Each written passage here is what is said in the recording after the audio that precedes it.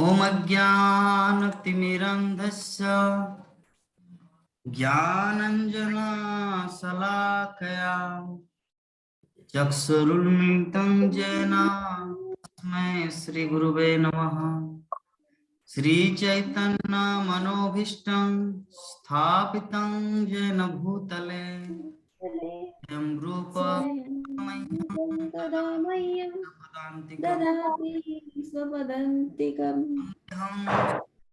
देहं श्रीगुरुं श्रीयुतपदकमलं श्रीगुरून् वैष्णवाच श्रीरूपं श्रीरूपं साग्रजातं सहगण रघुनाथान्वितं तं सजीवं सावधूतं परिजनसहितं कृष्णचैतन्यदेवं श्रीराधा कृष्णपादान् सहगणललिता श्रीविशाखान्विताश्च नमो पादाय ॐ विष्णुपादाय कृष्णपृष्ठाय भूतले भक्तिवेदांत स्वामी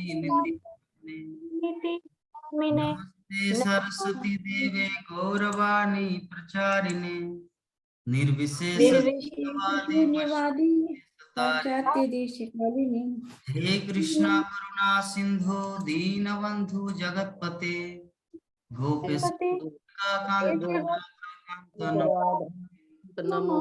कांचन गौरांगी राधे वृंदावनेश्वरी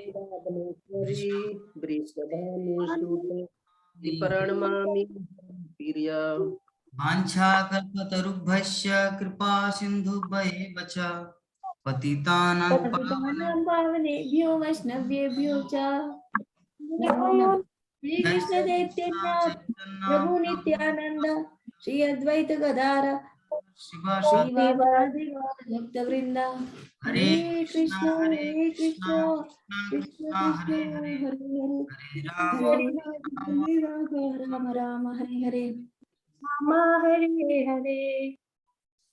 ओम नमो भगवते वासुदेवाय ओम नमो भगवते वासुदेवाय ओम नमो भगवते वासुदेवाय ओम नमो भगवते वासुदेवाय ओम नमो भगवते वासुदेवाय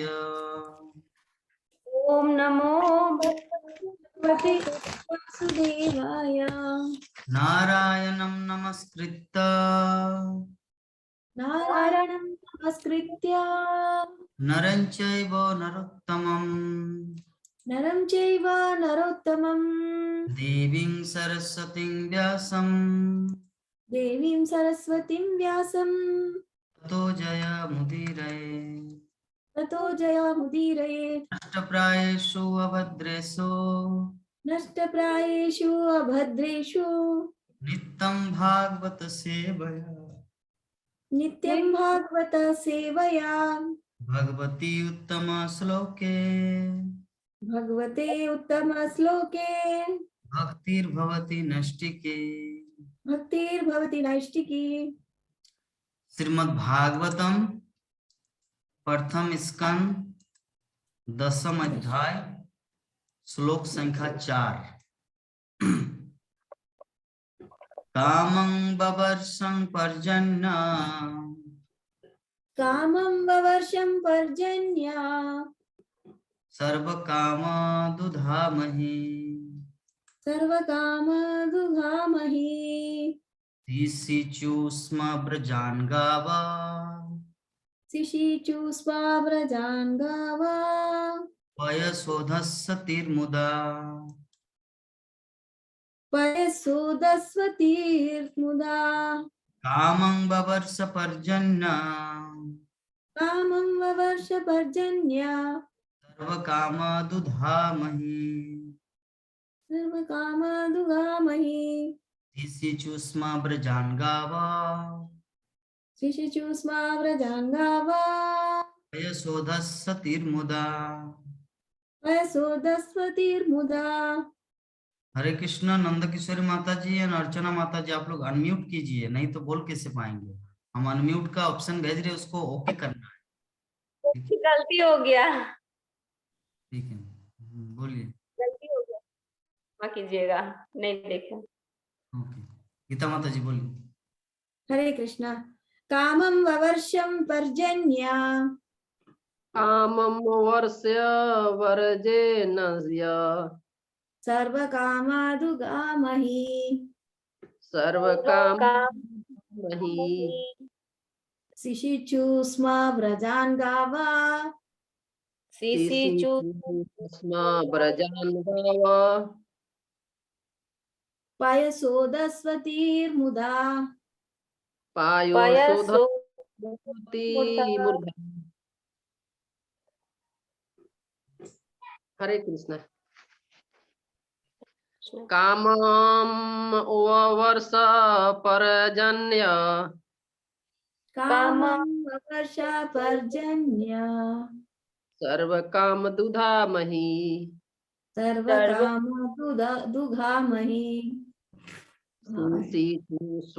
स्वं व्रजानं गव शिशिचु स्म व्रजान् गावा पयसोधस्वतीर्मुधा। पयसोदस्वतीर्मुदा। हरे कृष्ण। हरे कृष्ण। हरे कृष्ण। कामपवर्ष पर्यजन पर्जन्य सर्वकाम दुधान्महि सर्वकामहि शिशिचु समव्रजान गाव शिशिचु स्वाव्रजान् गाव शोधस्वती मूर्ता पयसोदस्वतीर्मुधा। अनुवाद और तात्पर्य। हरे कृष्ण। सभी उपस्थित वैष्णव को दंडवत प्रणाम। महाराज युधिष्ठिर के राज्य में मनुष्यों को जितना भी पानी चाहिए था, बादल उतना पानी बरसाते थे और पृथ्वी मनुष्य की सारी आवश्यकताओं की पूर्ति पर्याप्त मात्रा में करती थी। दूध से भरे तनों वाली तथा प्रसन्नचित्त गौवे अपने दूध से चरागाही को सिक्त करती रहती थी। हरे कृष्ण। तात्पर्य। आर्थिक विकास का मूल सिद्धांत भूमि तथा गायों पर केंद्रित है। अन्न, फल, दूध, खनिज, वस्त्र, ईंधन आदि इत्यादि मानव समाज की आवश्यकताएं हैं। शरीर की भौतिक आवश्यकताओं की पूर्ति के लिए मनुष्य को इन्हीं वस्तुओं की आवश्यकता पड़ती है। निश्चित ही मनुष्य को मांस और मछली या लोहे के औजार तथा यंत्र नहीं चाहिए।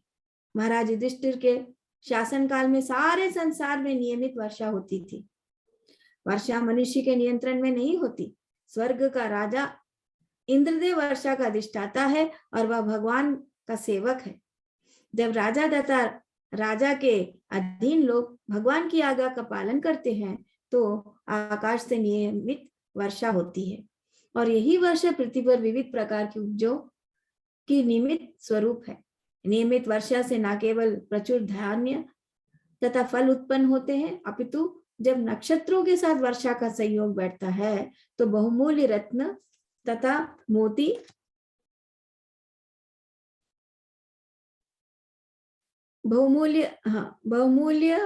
बहुतायत से उत्पन्न होते हैं। अनाज तथा शाकों से मनुष्यों तथा पशुओं का भरण पोषण होता है और मोटी ताजी गाय भरपूर दूध देती है, जिससे मनुष्य को बल तथा जीवन शक्ति मिलती है। यदि प्रचुर मात्रा में दुग्ध, अन्न, फल, कपास, रेशम तथा रत्न हो तो फिर लोगों को सिनेमा, वेश्यालयों, कासाईघरों इत्यादि की आवश्यकता क्यों पड़ती है? सिनेमा, कार, रेडियो, मांस तथा होटलों के कृत्रिम विलासमय जीवन की क्या आवश्यकता है? क्या इस सभ्यता ने एक दूसरे से व्यक्तिगत एवं राष्ट्रीय स्तर पर लड़ते रहने के अतिरिक्त और कुछ भी दिया है? क्या इस सभ्यता ने एक व्यक्ति के सनक पर हजारों व्यक्तियों को नारकीय फैक्ट्रियों में तथा युद्धस्थलों में भेजकर समानता तथा विश्व बंधुत्व को बढ़ावा दिया है? यहाँ पर कहा गया है कि गौवे अपने दुग्ध से चारगाहों को सिक्त करती थी क्योंकि उनके थन दूध से भरे रहते थे और वे अत्यंत प्रमुदित रहती थी। तो फिर क्या उन्हें खेतों में पर्याप्त मात्रा में घास खिलाकर प्रसन्न जीवन बिताने के लिए समुचित संरक्षण की आवश्यकता नहीं है? तो लोगों को अपने स्वार्थ के लिए उनका वध क्यों करना चाहिए? मनुष्य अन्न, फल, दूध से क्यों नहीं संतुष्ट हो लेता, जिनसे हजारों प्रकार के व्यंजन तैयार हो सकते हैं? इन निर्दोष पशुओं का वध करने के लिए सारे विश्व में कसाई घर क्यों है? महाराज युधिष्ठिर के पौत्र महाराज परीक्षित ने अपने विशाल राज्य के दौरा करते हुए देखा कि एक काला व्यक्ति गाय का वध करने का प्रयास कर रहा है। राजा ने तुरंत उस कसाई को गिरफ्तार करके उसे पर्याप्त मात्रा में दंडित किया। क्या राजा या शासन अध्यक्ष को इन बेचारे पशुओं की रक्षा नहीं करनी चाहिए, जो अपनी रक्षा स्वयं करने में अक्षम है? क्या यह मानवता है? क्या देश के पशु देशवासी नहीं है? तो फिर संगठित कसाई घरों में वे उनके वध किए जाने की अनुमति क्यों देते हैं? क्या ये समानता, बंधुत्व तथा अहिंसा के लक्षण है? आधुनिक प्रगतिशील सभ्य स्वरूप की सरकार के विपरीत महाराज युधिष्ठिर का जैसा राजतंत्र तथा कथित प्रजातंत्र से कहीं अधिक श्रेष्ठ है, जिसमें पशुओं का वध किया जाता है और पशु से भी गिरे हुए मनुष्य से, पशु से भी निम्न कोटि के दूसरे मनुष्य के लिए मतदान कराया जाता है। हम सभी भौतिक प्रकृति के प्राणी हैं। भगवद गीता में कहा गया है कि भगवान स्वयं बीजदाता पिता है और प्रकृति सभी आकार प्रकार के जीवों की माता है। इस तरह माता प्रकृति के पास परम पिता श्री कृष्ण की कृपा से पशुओं तथा मनुष्यों दोनों के लिए पर्याप्त भोजन है। मनुष्य अन्य समस्त जीवों का बड़े भाई जैसा है। उसमें पशुओं की अपेक्षा अधिक बुद्धि है, जिससे वह प्रकृति का मार्ग तथा परम पिता के संकेतों को समझ सके। इस संसार में कृत्रिम विलास तथा इंद्रिय तृप्ति के लिए कृत्रिम लोभ तथा धवाडोल शक्ति द्वारा कृत्रिम ढंग से आर्थिक विकास करने का प्रयास नहीं करना चाहिए, अपितु मानवीय सभ्यता को प्राकृतिक उपदान पर आश्रित रहने देना चाहिए। यह तो कुकरों सूकरों की जीवन है। हरे कृष्ण। सुंदर। तो आज का श्लोक में श्रील प्रभुपाद बहुत ही हमारे मानव जीवन के लिए डिस्कशन किए, तो हम लोग इस पर चर्चा करेंगे। तो उससे पहले कल हम लोग जो कुछ चर्चा किए कल के क्लास में, भक्तगण थोड़ा थोड़ा और भी प्रदान करें। और दूसरी बात है, हमारे अर्चना माता जी जो आप लोग उस दिन भगवत गीता क्लास में मिले थे नेपाल से, वो माता जी भी लाइन में हैं, भागवतम की कक्षा में आए हैं। उस दिन गीता माता जी और नंद किशोर माता जी से परिचित हुआ था। तो माता जी हमारे बीच में हैं। कुछ कुछ माता जी नहीं आए, कुछ माता जी कल कनेक्ट होने के बाद कट आउट हो गए। पता नहीं ऐसा क्यों होता है, ये सब होता है इमोशन के द्वारा। जिसका कृष्ण को प्राप्त करने की इच्छा होगा ना, वो कंफर्टेबल अनकंफर्टेबल किसी भी स्थिति में आके कृष्ण कथा सुनेगा, ठीक है।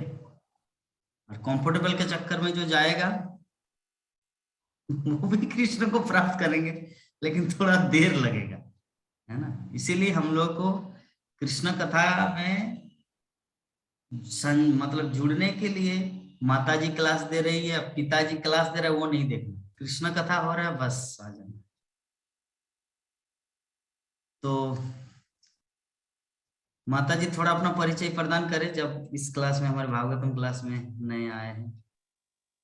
हरे कृष्णा प्रभु जी, दंडवत प्रणाम आपको। सब माता जी लोग को भी दंडवत प्रणाम।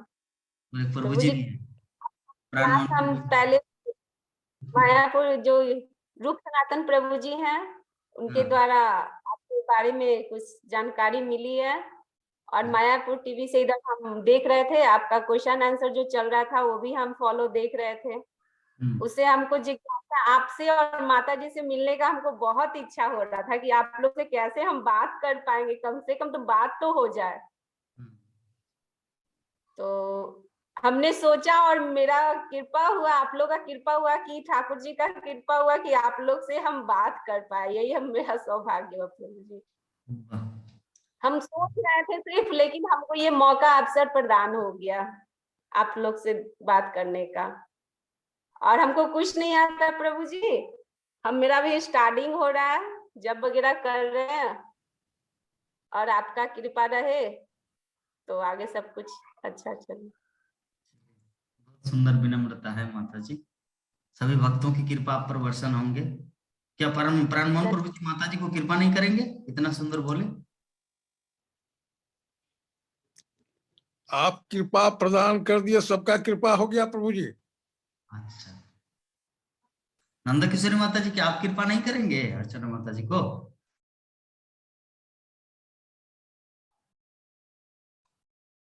आवाज नहीं आ रहा है।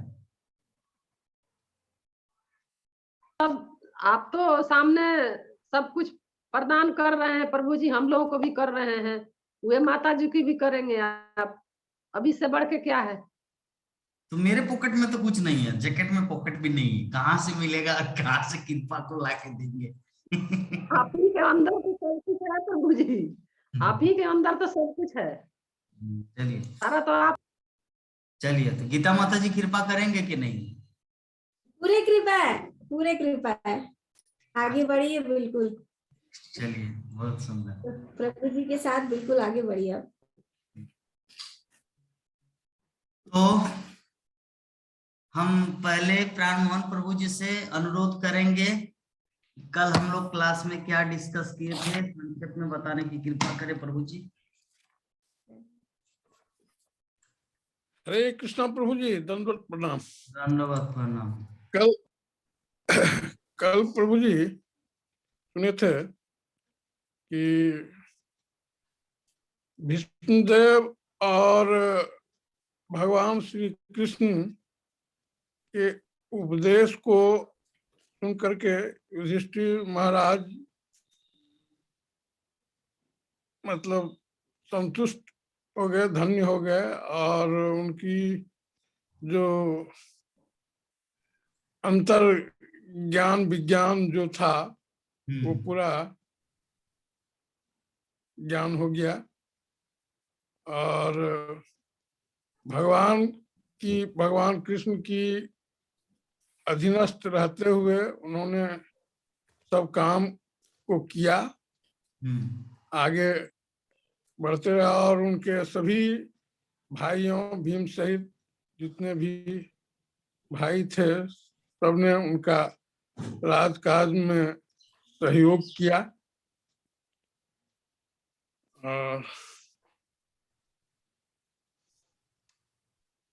ठीक है प्रभु जी, बहुत सुंदर। तो हमारे नंद किशोरी माता जी कुछ बताने की कृपा करें।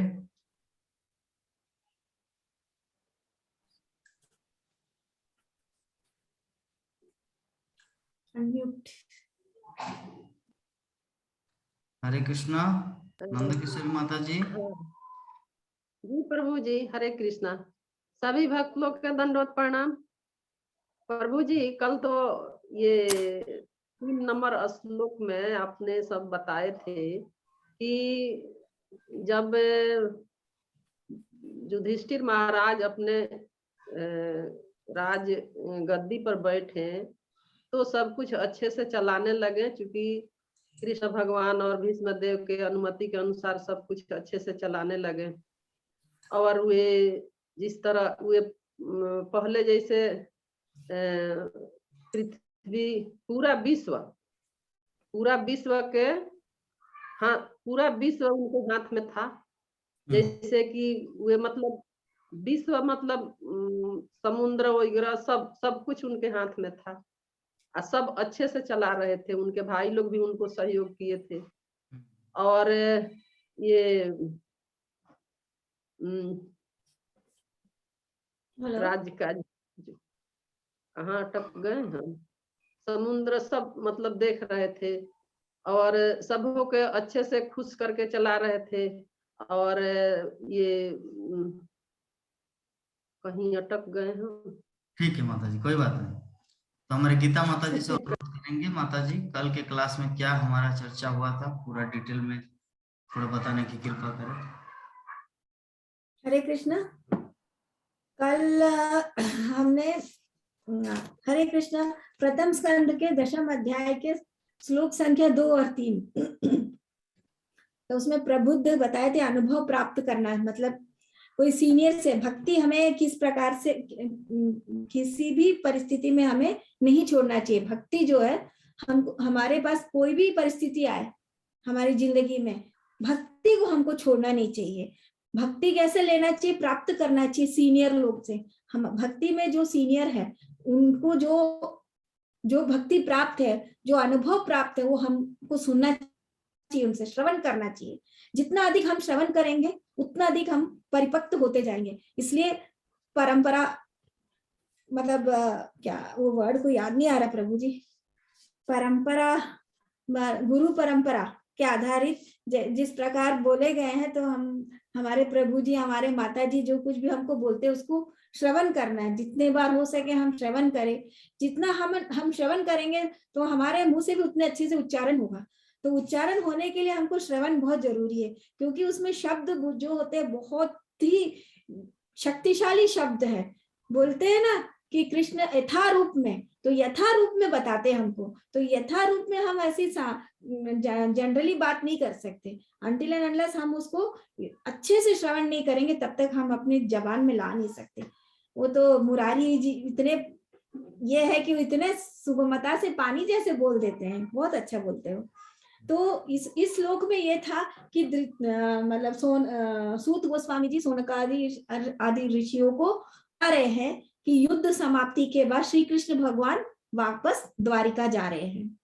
तो वापस द्वारिका जा रहे हैं तो वो एक संतुष्टि के साथ जा रहे हैं। क्योंकि उनका जो ये था कि वो युद्ध जब समाप्त हुआ तो पांडव लोग के तो सब जीवित थे, लेकिन क्या बोलते हैं इनका कौरवों के वंश से पूरे समाप्त हो गए थे। तो उनके माता पिता यानी धृतराष्ट्र और गांधारी, इनके पुत्र नहीं रहे।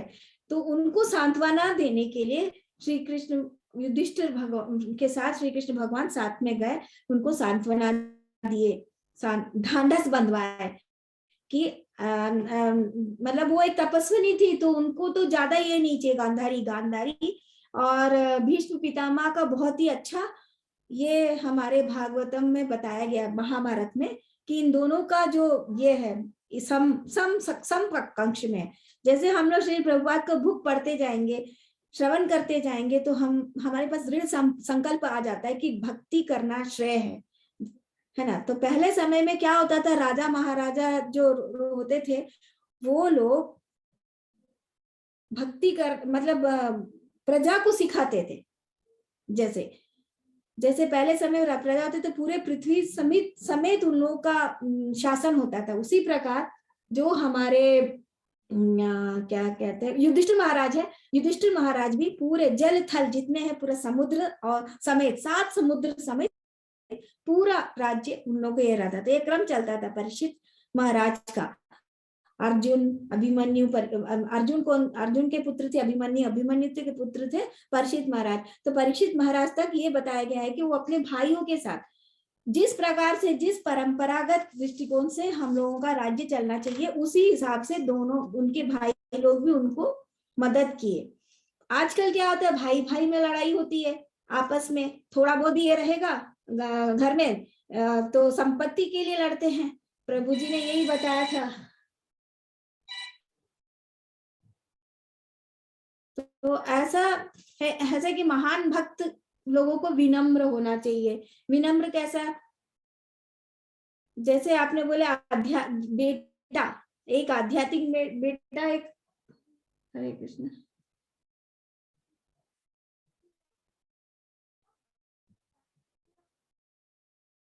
हरे कृष्णा। महाराज परीक्षित अपने भाइयों के साथ मिलकर राज्य का शासन चला रहे थे, लेकिन आजकल ईर्ष्या भाव है लोगों का। अगर कोई व्यक्ति शास्त्रों के द्वारा अपना जीवन जैसे संचालन करता है तो उनकी जीवन की सभी समस्या मिट जाएगी। यानी कि राजा एक गाइड के समान होते हैं। उनके जो प्रजाओं को शासन के द्वारा भगवान के आदेश, मतलब शास्त्र, भगवान की वाणी, हमारे जीवन को परम मंगल शास्त्रों द्वारा किया जाता है। तो अगर हम लोग प्रभुपाद द्वारा दिया गया जो बुक है, शास्त्र पे आधारित, उस प्रकार से हम अपना जीवन यापन करेंगे तो आनंद आएगा हमारे जिंदगी में। अगर हम पालन करेंगे तो, नहीं करेंगे तो हमको फिर दुख ही दुख आएगा। इस सबसे पहले हमको बताया था, जब तक हम श्री राधा रानी के आश्रय नहीं लेंगे तो कृष्ण हमको कृपा नहीं करेंगे। तो कहने का मतलब है कि राधा रानी को जैसे माता पिता, जैसे प्रभु जी अपना एग्जाम्पल दिए थे कि किसी ने शादी के लिए कार्ड लेके आया और माता जी को न्योता नहीं दिए और बोले प्रभु जी आप स्वयं आएंगे ऐसा करके आप, तो ये ऐसा नहीं होना चाहिए। ऐसा होने से थोड़ी जाएंगे ना, तो दोनों का आदर सम्मान होना चाहिए।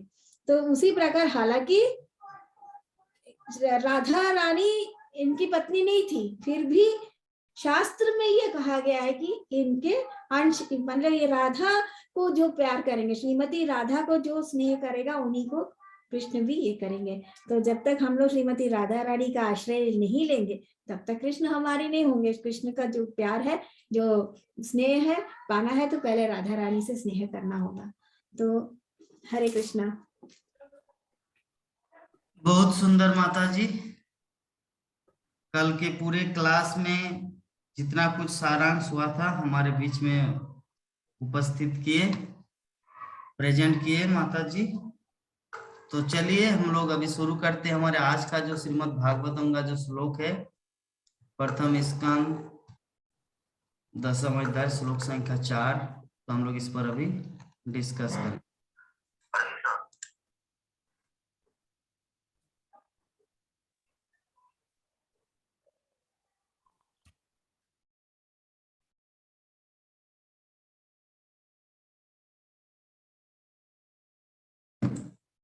हरे कृष्णा।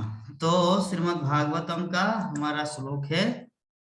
श्रील प्रभुपाद इतना सुंदर तात्पर्य इसमें लिखे हैं, ऐसा लग रहा है कि कोई वर्णन करने का जरूरत ही नहीं है, सब कुछ यहाँ पे दिया गया है। तो अल्टीमेटली हम लोग थोड़ा सा डिस्कस कर लेते हैं। डिस्कसिंग पॉइंट है कि कामं बवर्ष पर्जन्य सर्व काम दुघामहि शिशिचुष्म प्रजान गाव पयो सोदस्त तिरमुदा।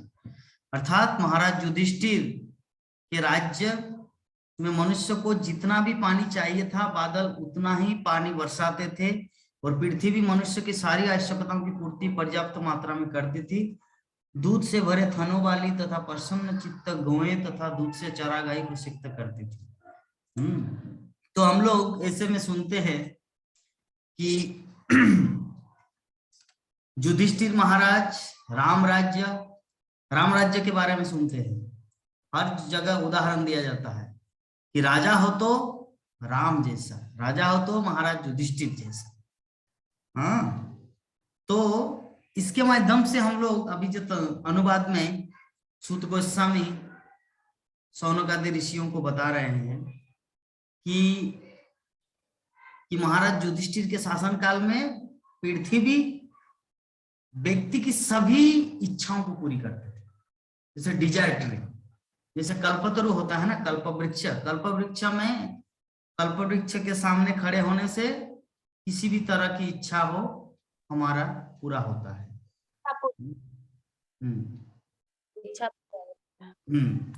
तो उसी प्रकार ये युधिष्ठिर महाराज एक ऐसे धर्मात्मा राजा थे कि उस समय पृथ्वी माता प्रत्येक व्यक्ति की मनोकामना को पूरा करती।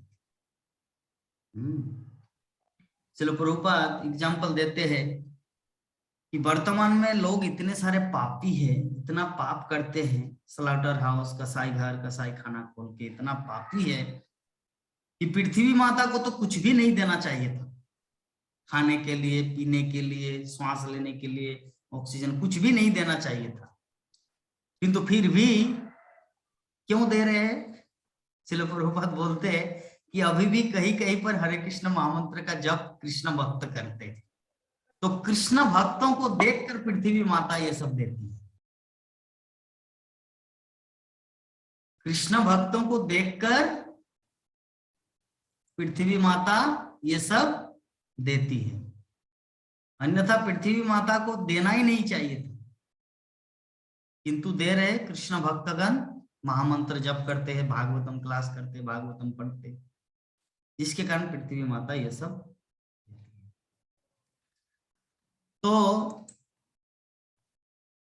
श्रील प्रभुपाद जो पॉइंट आउट किए, ये जो आर्थिक विकास है, आर्थिक विकास का मतलब, आर्थिक विकास का अर्थ होता है जैसे फैक्ट्री खोलेंगे तो इतना इनकम आएगा, बिजनेस करेंगे तो ऐसा इनकम आएंगे, कृषि कार्य करेंगे तो इतना इनकम होगा, है ना। अर्चना माता जी आप म्यूट ही रहने दीजिए, ठीक है, म्यूट ही रहने दीजिए, जब जरूरत होगा तो मैं अनम्यूट करने के लिए रिक्वेस्ट करूंगा। तो आर्थिक विकास मतलब इकोनॉमिक डेवलपमेंट। जैसे भिलाई का आर्थिक विकास क्या है गीता माता जी? भिलाई का आर्थिक विकास है एससीसी सीमेंट फैक्ट्री भिलाई में, और क्या है? नहीं, Bhilai steel plant, Bhilai Bhilai steel plant, Bokaro steel plant जैसा सेल का है भिलाई स्टील प्लांट। बोकारो का आर्थिक विकास क्या है प्राण मोहन प्रभु? बोकारो का आर्थिक विकास स्टील प्रभु जी। हाँ, बोकारो का भी बोकारो स्टील प्लांट। हमारे जमशेदपुर का क्या है? जमशेदपुर का है टाटा स्टील प्लांट। उसी प्रकार नेपाल का क्या है? नेपाल का आर्थिक विकास क्या है माता? पशुपतिनाथ की कृपा है ना, गोमती नदी। तो जो भी है, तो श्रील प्रभुपाद बता रहे हैं तात्पर्य में कि रियल में वास्तव में आर्थिक विकास का अर्थ क्या है। रियल में आर्थिक विकास का अर्थ है गाय एवं भूमि का केंद्र। अगर दूध न मिले पीने को तो दूध जैसा कोई आहार नहीं है, और अगर भूमि न रहे तो हम लोग खाएंगे क्या? अगर अन्न चाल मतलब अन्न धान आपका साग सब्जी अगर उत्पन्न न हो, भूमि अगर न रहे लैंड, तो हम लोग कृषि कार्य नहीं कर सकते। तो कृषि कार्य नहीं करेंगे तो खाएंगे क्या? लोहा, steel, Bhilai steel plant, Bokaro steel plant, लोहा खाएंगे, उसमें क्या हम लोग जिएंगे? नहीं। खाने के लिए हम लोग को अन्न साग सब्जी चाहिए। तो इसीलिए आर्थिक विकास का मूल सिद्धांत क्या है? मेन थ्योरी, भूमि तथा गायों पर केंद्रित होना। तो अन्न, फल, दूध, खनिज, वस्त्र इत्यादि, ये सब मानव जीवन की, मानव समाज की आवश्यकताएं हैं, नीड ऑफ ह्यूमन सोसाइटी। हमारे मानव जीवन की ये सब कुछ आवश्यकताएं, अन्न, फल, दूध, साग सब्जी। तो शरीर की भौतिक आवश्यकताओं की पूर्ति के लिए मनुष्य को इन्हीं वस्तुओं की आवश्यकता पड़ती है। निश्चित ही मनुष्य को मांस और मछली या लोहे के औजार तथा यंत्र नहीं चाहिए।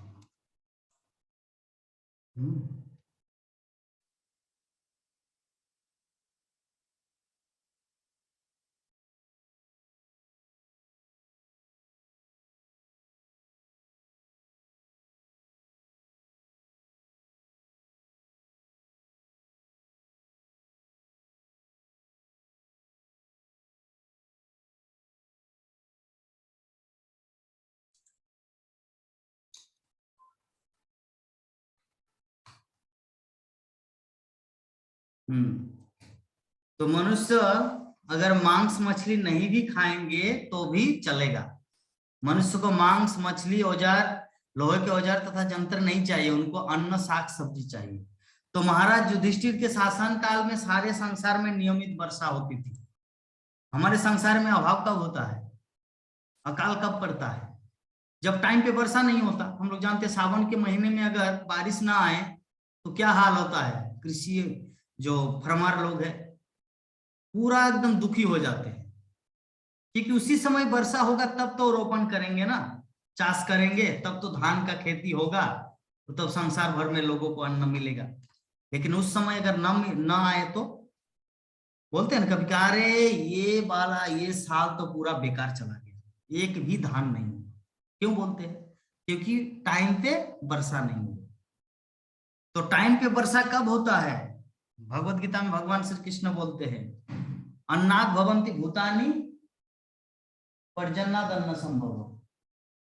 जग्गात भवन्ति, हाँ क्या है पूरा श्लोक? अन्नाद भवन्ति भूतानि पर्जन्नाद अन्न संभव, जग्गात भवन्ति कर्मण्य पर्जन्य कर्म समुद्भव।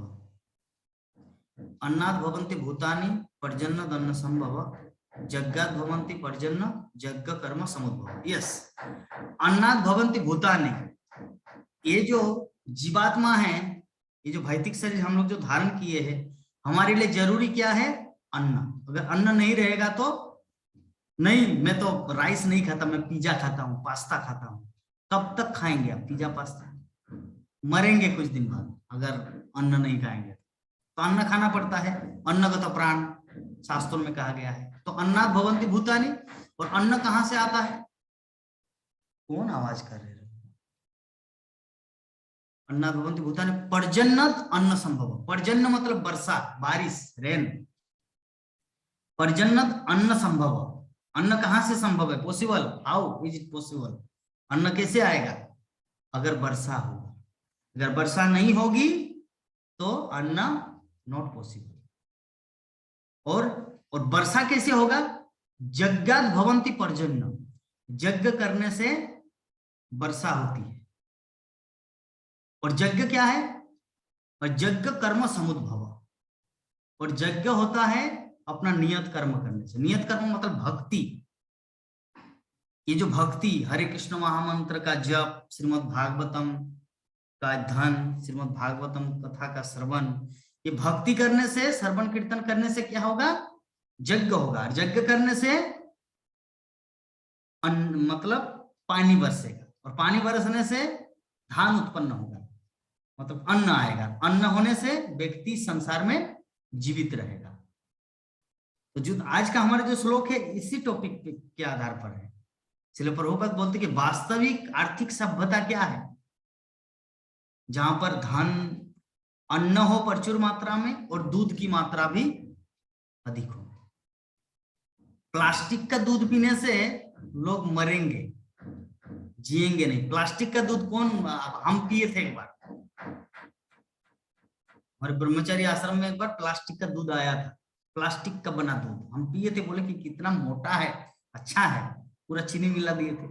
और बाद में पता चला कि ये गाय का दूध नहीं है, भैंस का दूध नहीं है, ये तो प्लास्टिक का दूध है, फैक्ट्री में बनाया है ना।